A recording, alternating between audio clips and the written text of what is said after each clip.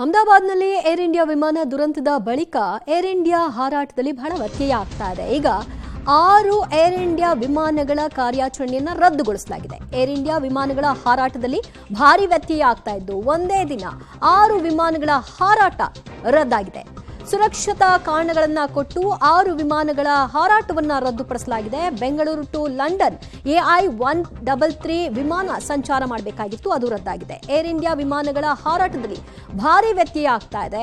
ಒಂದೇ ದಿನ 6 ವಿಮಾನಗಳ ಹಾರಾಟವನ್ನ ರದ್ದುಗೊಳಿಸಲಾಗಿದೆ ಅಂತ ಏರ್ ಇಂಡಿಯಾ ಪ್ರಕಟಣೆಯನ್ನು ಹೊರಡಿಸಿದೆ.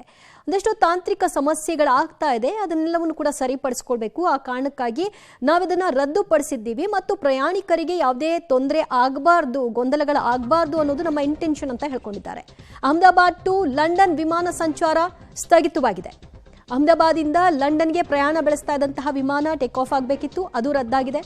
Delhi to Paris AI Boeing Dreamliner ಸಂಚಾರವೂ ಕೂಡ ಸ್ಥಗಿತಗೊಂಡಿದೆ. ಡೆಲ್ಲಿಯಿಂದ ಪ್ಯಾರಿಸ್ಗೆ ಇದು ಸಂಚಾರವನ್ನು ಬೆಳೆಸಬೇಕಾಗಿತ್ತು. ಇನ್ನು ಲಂಡನ್ನಿಂದ ಅಮೃತಸರಕ್ಕೆ ಹೋಗಬೇಕಾದ AI-170 ವಿಮಾನದ ಹಾರಾಟವೂ ಕೂಡ ಸ್ಥಗಿತವಾಗಿದೆ. ಒಟ್ಟು ಒಂದೇ ದಿನ 6 ವಿಮಾನಗಳ ಹಾರಾಟ ರದ್ದಾಗಿದೆ. ಬೆಂಗಳೂರು ಟು ಲಂಡನ್ ವಿಮಾನವೂ ಕೂಡ ಸ್ಥಗಿತಗೊಂಡಿದೆ. ಬೆಂಗಳೂರಿಂದ ಲಂಡನ್ಗೆ ಹೋಗ್ತಾ ಇದ್ದಿದ್ದು, ಸ್ಯಾನ್ ಫ್ರಾನ್ಸಿಸ್ಕೋದಿಂದ ಕೋಲ್ಕತ್ತಾ, ಆನಂತರ ಮುಂಬೈಗೆ ಹೋಗಿ ಲ್ಯಾಂಡ್ ಆಗಬೇಕಾಗಿದ್ದಂತಹ ವಿಮಾನವೂ ಕೂಡ ರದ್ದಾಗಿದೆ. ದೆಹಲಿ ಮುಂಬೈ ಏರ್ ಇಂಡಿಯಾ ವಿಮಾನವೂ ಕೂಡ ರದ್ದಾಗಿದೆ. ದೆಹಲಿಯಿಂದ ಮುಂಬೈಗೆ ಪ್ರಯಾಣ ಬೆಳೆಸಬೇಕಾಗಿದ್ದಂತಹ ಏರ್ ಇಂಡಿಯಾ ವಿಮಾನ ರದ್ದು.